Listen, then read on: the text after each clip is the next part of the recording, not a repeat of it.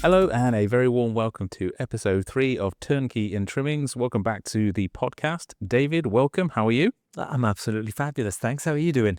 Very good. Thank you. Very good. Looking forward to an in-depth conversation about some things related to Contractors Direct and what we're doing here. We've had the first couple of episodes. We had a sort of a special edition, if you like, with Oliver from Workplace Maven coming in and talking about some of the research that's going out there around office design and everything. And today's episode, we thought we'd get into a little bit more of the reason for Contractors Direct existing, some of the problems that were in the marketplace beforehand. And I don't like using the word, untrustworthy, but there have been issues in the past with contractors doing certain things, unscrupulous practices, where the end user has ended up paying the price, both financially and from, I suppose, a mental... Emotionally. Yeah, emotionally, exactly. And we wanted to dig into that just to share with people some of the things they can keep an eye out for, and then obviously why we exist as Contractors Direct and how we help to overcome some of those problems. So first port of call, I suppose, is what are some of the problems that people have encountered previously that led you, at the end of the day, to design Contractors Direct and put it into reality? So first of all, I guess I'm going to caveat your introduction with it's not exclusively just to the UAE. This is a global issue and a global challenge, and a lot of the issues that we have addressed and we continue to address, they're very real. They still exist, and not enough people know the Contractors Direct exists. So we are trying to get out there as best and as much as we can so that people know that there is an outlet where they can find pre-qualified contractors. But the biggest or some of the issues of the problems that I guess that we're working through and trying to solve, there's a lot of contractors out there that are claiming to be able to do what the client needs them to do within the timelines and within the budgets, and they just cannot do it. And it's not necessarily the contractor's fault. It's the contractor's fault that they're agreeing to those timelines and those budgets. But often it's unrealistic budgets and timelines imposed by the client. So having sitting down around a table and having a discussion about, okay, this is what I want as an outcome. You tell me, Mr. Contractor, how long is it going to take and how much should I expect to pay? That's a very important conversation that just doesn't take place. Just on that, why doesn't it take place? Because it sounds, when you and I talk about it, we talk about our clients, it sounds like it should just be commonplace. Yeah. That why is that not just the number one thing that happens? And why is that the case? I don't know. It's a really hostile process, part of the process, the clients will often feel like they've got to get a deal. And a lot of the time the deal comes in the form of a shorter timeline and, spending under budget. Unfortunately, you and I know, and, a lot of people, previous clients and new clients, they know that if something is too good to be true, it almost always is. And, trying to force the hand of a contractor to deliver against unrealistic timelines and deliver high quality, output for what is essentially low budgets it's impossible to achieve. So what we wanted to do was essentially create a platform whereby, number one, we could provide the education piece to the clients. So understanding how long things take and how much they cost. There's a fit-out calculator on the homepage, and it's relatively detailed. It's accurate to within 5 to 10%, certainly from a cost perspective, because it was made up of over 400 previous BOQs and proposals. The only thing is, my interpretation of low, medium, and high spec would be potentially different to the user's low, medium, high spec. But ultimately, the cost of the project is pretty much solid.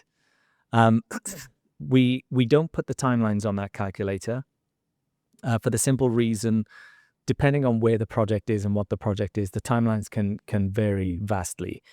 For example, a villa in a Nakheel community versus a villa in an Emaar community, it can be the same square foot villa, same specifications, but it will take longer in a Nakheel community. So it's really difficult to put timelines on, but then that's why we call every client back. We have that conversation. We help them understand not just what the timelines are, but why those timelines exist, and help them understand that you've got the tender process that you need to do. You can't just rush contractors into creating 3Ds and putting a price in. You've got the tender, then you've got the technical drawings, then you've got the authority approvals, then you've got the demolition, then the mobilization, or the mobilization is demolition, and then you've actually got the fit out works. So what we're striving to do is essentially set the record straight. Set the record straight for clients, and often we're giving them information that they don't want to hear. How many times have we had clients at the end of the phone and they're saying, "I've got to be in 3 months."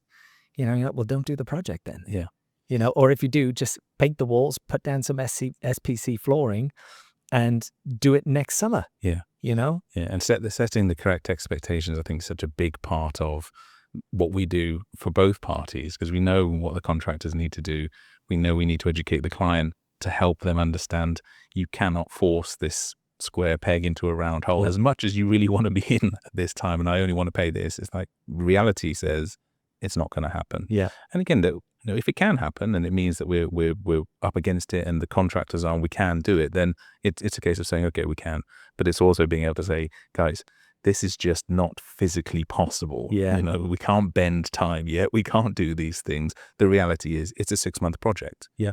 And if you can't handle that, then like you say, we need to redress everything. But at least let's have that conversation at the beginning of the process, not when you're halfway through expecting to be. Yeah, and you can't live in it. Yeah, and you think, right, well, this isn't where we were going. Yeah.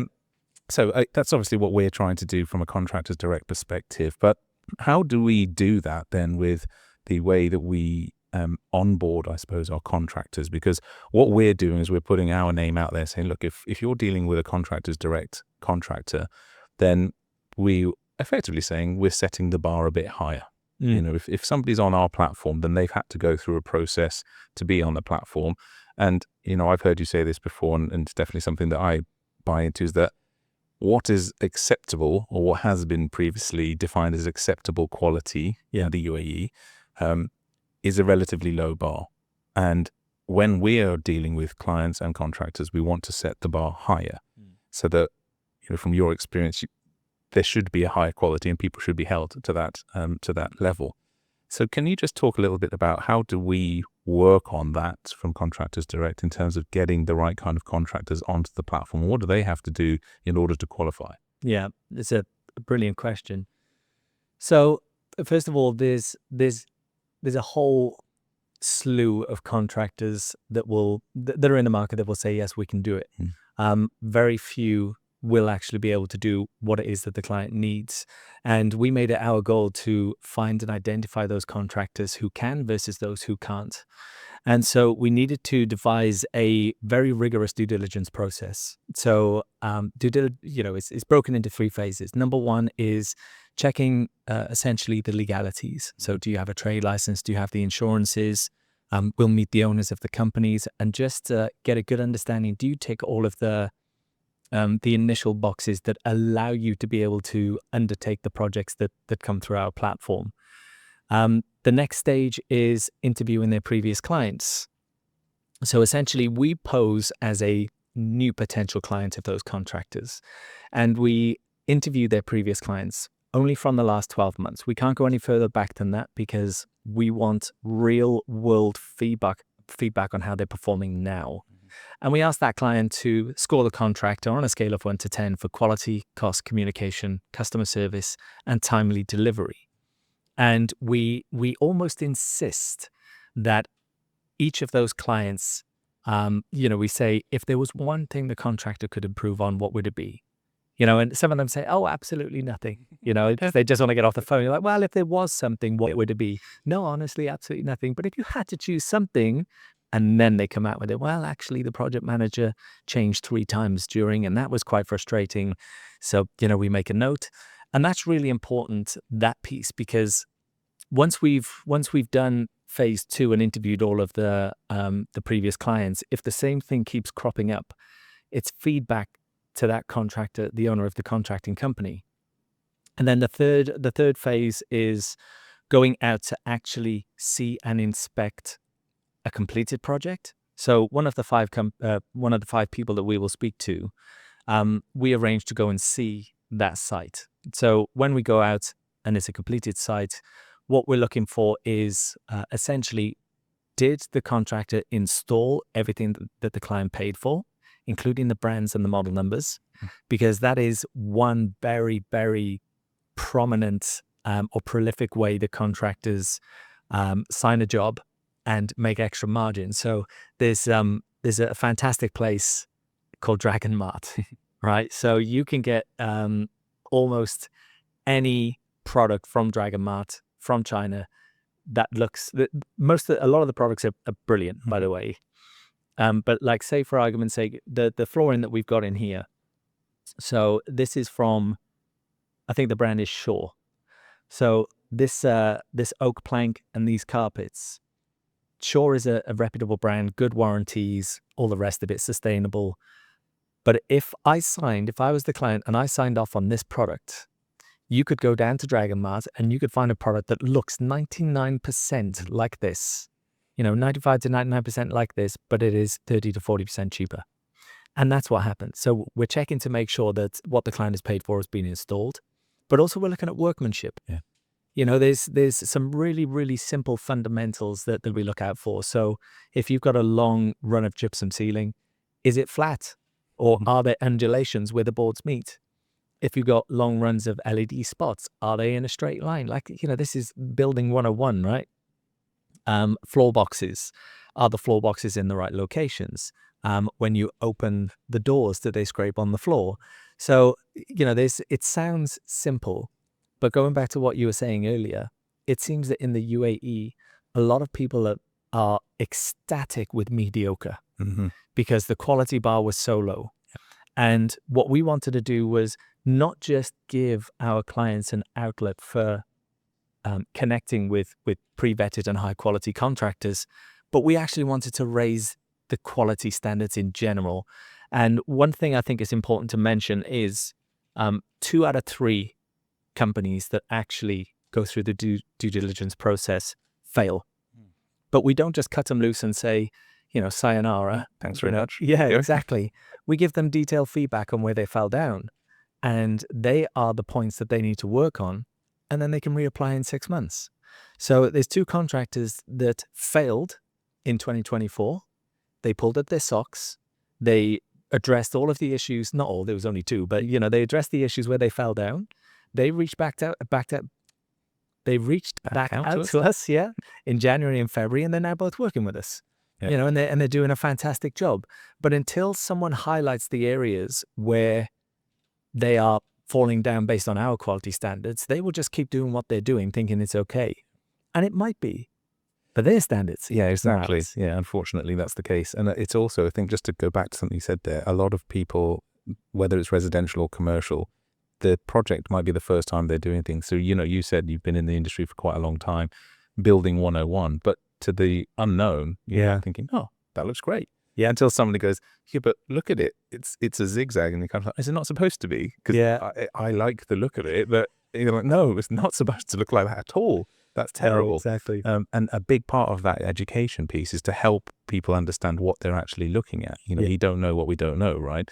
And so until somebody comes along and says, I don't think you should accept that, that people will just continue to accept it as well. Looks all right to me. To my untrained eye, it seems okay. But then later on down the line, when things start going wrong, that's usually when they come back and say, is it supposed to do this? Yeah. Like, no, it was never supposed to do this. And now you're out of your defects liability warranty, so you're going to have to pay to get it fixed. Yeah. Not happy. No, absolutely not. Not happy at all. But it's definitely, it's a work in progress, right? We've got, I think we're just over 100 registered contractors on the platform now. That covers interior design, architecture, fit out, turnkey, so design and build, IT, it's the whole spectrum. But just to get those 100, we carried out due diligence on over 300. And even the companies that make it through, you're only as good as your last project. We've actually had to say goodbye to 2 companies this year as well. Which isn't nice. But it's, again, we got quality standards we need to adhere to, and people aren't using the Contractors Direct website thinking, oh, maybe, maybe I'll get a good job. Like they use it because they know they're going to get a good job. Definitely. I think it is worth it, just focusing on that we have that rating, I suppose, rating level for the contractors, and that we did have, over the winter period that we had our Santa's naughty list. Yeah. And yes, it's legit. We are always looking to get feedback from both sides to say, guys, we can't keep doing business with you if you're not able to listen to the constructive feedback, which again, it's been mitigated. It's not just the client said all this was terrible. So no, there's bits there that are unrealistic from that side, but here are those points that you need to improve upon. Otherwise, we can't keep going there. And that's a big part of what I believe Contractors Direct is doing, is to provide that peace of mind. To say, no, this isn't just a one and done kind of thing. We want you to have an extremely high level of professionalism and of end result at the end of the day. And as you said there, just to lift up the standard across the board. And so this, said it before, I think it's the tide that lifts all boats, right? Yeah. That as we try and do this, everybody gets the benefit from it, because that standard comes up, and then what people can expect to have done within their residential, their commercial, their retail outlet is of a certain standard, where they, even as an, air quotes, untrained eye, they're going, this looks awesome. Yeah. It looks really good. Yeah, and yeah. It looks how it's supposed to be, because there's been a bit of education gone in there as well. Absolutely. Well, it's kind of like if your first car, if you learn to drive in a C-Class Mercedes, that's the benchmark. Yeah. If you learn to drive in a 1.3 In your Metro? It is, yeah, that's what I was going to say. That's the benchmark, right? It is kind of like, it's the same, it's the same journey, but very, very different quality and comfort levels. And Definitely. we're trying to, and I think we are succeeding, we're trying to make sure that everybody gets a Mercedes product, but maybe not for Mercedes money. Yeah, as much as possible. And I think it's also important to say there sometimes we have to also help a client understand that as much as they want the Mercedes product, their budget doesn't quite allow for sure. And the reality of, yes, that is a great goal, but if this is legitimate where the budget is, then we need to do some working around that so that you can have something that looks that way, but isn't, on that budget side of things. And I think that's, with the calculator and everything, people go, oh, okay, that's more than I thought it was going to be. And understanding, okay, coming back to your point of what is low, what is medium, what is luxury spec, is actually going into the details then and say, okay, well, this is why it costs this much if you just lower it down to here. But that doesn't mean the reduction in quality, it just means a different set of brands. Yeah. Okay, we're not buying a Mercedes, you're buying a Toyota at this point. Extremely reliable, doesn't go wrong, and is going to look absolutely brilliant. But that's where you're at, Mr. Client, and helping them understand that from the outset and setting their expectations correctly. Yeah. Because that's usually the major issue, I think, isn't it? That expectations were miles and miles apart. Well, I'm expecting this. The contractor's like, well, you're paying for this. Yeah, 100%. I'm not sure how I can get there. Yeah, and it's a tough one to navigate. I think one of the biggest challenges that we often face is when the client is engaging with contractors before they've spoken to us. Because let's say, for argument's sake, and we had it recently, a client comes to us, they say, look, I'm already speaking to 3 companies, I just need another 2. And, if we're doing our job correctly, it's like, okay, well, how did you find these other 3 companies? Well, one was a Google search, 2 were recommended by the real estate broker. Okay, no problem. And what due diligence have you carried out on these 3? Do what? Due diligence. Yeah. Have you interviewed their previous clients? Have you been to see their work? How old is the company? Have you inspected their facility? There's so many things that we do to make sure that the contractors are good. And also, do you have comparable projects that have been successfully delivered that are similar or the same as what I'm asking you to do? And when I was talking to them about their budget, it was, if memory serves me correctly, it was 5,000 square feet. And it was a full retrofit. And I said, you need to be able, you need to be prepared to spend between 1.2 and 1.5. And she said, oh, well, I've already got a quote for 600,000. She's like, oh, have you? Okay, let's. I have a look at. Yeah, do you mind sharing that with me? No, I'm not going to share it with you. And it's like, okay, well, look, if you're going to appoint based on cost without carrying out any due diligence or risk assessments, there's no point in me recommending another 2, because I'm telling you they're going to be between 1.2 and 1.5, depending on specifications that you control. if you're still going to go with the 600,000, it's a waste of their time. It's going to be a waste of our time. And and ultimately, we didn't end up recommending contractors because that was the mental benchmark for the lady. She was like, well, if they can't beat 600,000, no, they definitely can't. Yeah. So these are the risks. We've talked about it now. I'll send you an email just highlighting all the reasons and the things that I would recommend that you do to be able to unearth the risks, the potential minefield. She will call me back. I was about to say how often this happens where, to be honest and open and transparent means that we lose business from that side of things. But it's also this difference between the right kind of business and the wrong kind of business. But then how many times 6 months, 12 months later, there's that knock on the door, that phone call, and they're like, oh, hi, spoke to you about 12 months ago. Yeah.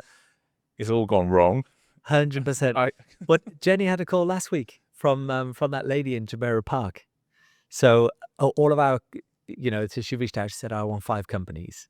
So 5 companies quoted, and they were in the ballpark of kind of like 900 to 1.1. It was slightly different interpretations of design and spec and everything else.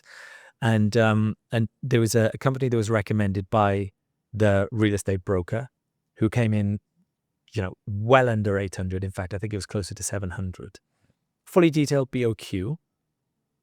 And obviously we know what percentages the contractors work to. And so even the prices that were submitted by our contractors, by the time you remove their margin, it still wasn't down to the price that she had received from this other company. I was like, are they doing it at cost? Mm-hmm. Or are they planning to go to Dragonmart after the client has, signed all the material specs? And anyway, so that was actually in December, right? The lead came through and all the rest of it. And she reached back out to Jenny last week. She was like, if I had to engage with one of the 5 companies, which one should it be? I was like, why? What happened? And, sugar, they've paid, I think, 40 or 50%, and only 20% of the work has been done. And now nobody's turning up at site. Yeah. So it's sad. Residential in particular is really tough because there is often a finite amount of money. Yeah. It's, I only have X and I can't exceed X. And, contractors, the less trustworthy contractors will be like, oh yeah, no, I can do it for that budget, knowing that they're either going to cut corners or that they just simply can't deliver for that budget, but they want to get the 20-30% down payment to finish that project, to get that payment to start this project, and it just becomes an absolute disaster. And there's a fine line. I think I'd say that the most difficult projects to navigate are those between 200,000 and 400,000 dirhams. Mm-hmm. Because if a contractor defaults and you've got to go to court, it's going to cost almost as much as the project to get that contractor to the point where the court rules in your favor, but then the contractor can actually pay you in installments. It doesn't solve the issue. You end up paying twice. You're better off go to a reputable source, pick a reputable contractor, make sure someone is there to review the BOQs, make sure it's complete, cross-check and benchmark all of the prices to make sure that they are fair and accurate, and negotiate the best payment terms that are fair for both parties. Yeah. I mean, realistically, how often does that happen? Because, just shout out to the British Chamber of Commerce, went to one of their speed networking gigs, and with the 50 people that were in there, 2 of them said, I wish I'd known about you 2 years ago. Yeah. And because they both had horror stories of contractors. How often is it happening realistically? Every day. Really? Every day. So we, even despite our best efforts with, our Google advertising and our search engine optimization pushes, and obviously it will soon change with the white label, but we still have less than 0.1% of the market share, which means that there is 99.9% of people that are left to their own devices to find contractors that may or may not be qualified and good enough to do the project. And unless the contract terms are fair on both sides, so if a contractor says, yes, I can deliver this lump sum, it's their responsibility to deliver it by this date. If there's penalties in place, then the client should be remunerated for every day that the project goes over as, a compensation. But, if you have a look at the projects that we receive through the platform, I don't know what the exact percentage is, but I'd say at least 1 or 2 out of every 20 are rescues. Yeah. And that's just by pure luck that they went to Google because they were at their wits' ends and typed in, fit-out contractors, reputable fit-out contractors to buy or something along those lines, and then we pop up. But it's a lot, and people are hemorrhaging money, and we've seen it. Lives are being ruined. There's villas that are partly renovated. No one can live in it because it's not habitable, and they don't have the money to be able to finish it, and the contract has disappeared.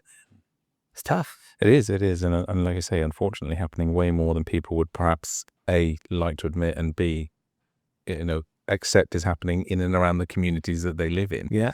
From that side of things. But on the positive side, we have a lot of clients coming through our platform. They end up utilizing our services. Are there any sort of standout ones? You've alluded to a couple of the rescue projects, the issues that we've gone, but let's focus on the positive. Yeah, let's. Yeah, great. Are there one key residential or commercial project that came through us and it was just a resounding success for client, for contractor, and for us? Yeah. The one that stands out the most, we did a bank in DIFC. So they had reached out to us, I want to say February or March last year. And this wasn't their first rodeo. This was, I think, the third time that they had, done an office renovation in DIFC for their company. And so they said, we've got 10 months and we've got $200 a square foot. And I was like, okay, so where did you get the 10 months from? And where did you get the $200 a square foot from? Well, historically, this is how long it's taken and this is what the process was. And historically, this is what we spent last time. And I was like, oh my word, that like both of them are insane. Like it was sizable, but it wasn't huge. And so, I thought, okay, there may be merit to that. Let's just ask a few questions. What's your decision-making process like? What's your vendor registration and onboarding process like? How long does it normally take once you receive all the information to be able to get approval internally? Because it's a big bank in Asia. And I said, look, I'm not going to blow my own trumpet here or overcommit, but 10 months and $2 million is way more than what I think you need. I said, keep it there because, we will, It's the benchmark. we'll definitely overperform. I said, but if we do this correctly and you can make decisions as quickly as you say you can, I'm willing to hedge my bets and say that we will get this done in 6 months. And we will get this done in $150 a square foot or less. Unless there is something like you need a vault, which apparently you don't, or, there's something that we haven't discussed that will come up later. And that project, so their budget was originally about $4.5 million. We got the project completely done, including IT and all the rest of it, for about $3.5 million. So they were $1 million better off. And the other thing was they had 10 months as their timeline. It was all done in 7. Wow. So that was like a major pat on the back for our team and a major pat on the back for the contracting team. The sad thing is that it remained vacant for 2 months, It's it was, but it wasn't even rushed. Yeah. It wasn't even rushed. It was just a fast-paced, a tremendously well-planned and executed project. But because they had it in their mind that it was going to be 10 months, even though once the contractor presented their program said that it was going to be finished in September, they're like, well, we're not going to move until November anyway. So that was the first thing. The other one is, so for residential, I would say, so that there was, there is a syndicate of high net worth individuals. And they got in touch with us at the tail end of 2023. And they said, look, we got 20 million dirhams, a syndicate of 4 people. We want to buy old stock in good locations, renovate them, right, and flip them. And we did 3 villas for them in 6 months. So naturally we helped them spend the 20 million. But the first villa that we did for them was, what was the first? The first one was Jumeirah Islands, I want to say. And this is back when you could get a Jumeirah Islands villa for under 10 million. Yeah. So Good luck with that today. you got no chance. So that they secured the villa, and the modus operandi was to make sure that the design in general is as appealing to as many nationalities as possible. So it was luxury but not gaudy. It was semi-Miami, very light marbles, whites, quite minimalistic, but just absolutely stunning. But no marble, no natural stone anywhere. It looked like marble. It was actually from Porcelainosa on Sheikh Zayed Road. Huge, format imitation stone tiles. They're stunning, absolutely stunning. Still expensive comparatively. But we did the inside and the outside. So they bought the villa, I think, for 9. They spent 3.5 on it, and then they sold it for 20. And that whole project was done in about 8 months. Yeah. So, and then after that, when we did a Meadows villa for them, so that, in fact, the Meadows and the Jumeirah Islands both started at the same time. The Meadows one, I think they spent 8 to buy the property. We spent 2.5 on it because it already had a pool. We just had to retile it, do the landscape, and then all of the inside. That then sold for either 15 or 16, like massive margins. Yeah. But the thing to remember is, had we used solid wood, natural stone, branded lights, all that kind of stuff, it still would have achieved the same sale price. So for these guys, what was important was maximizing the return.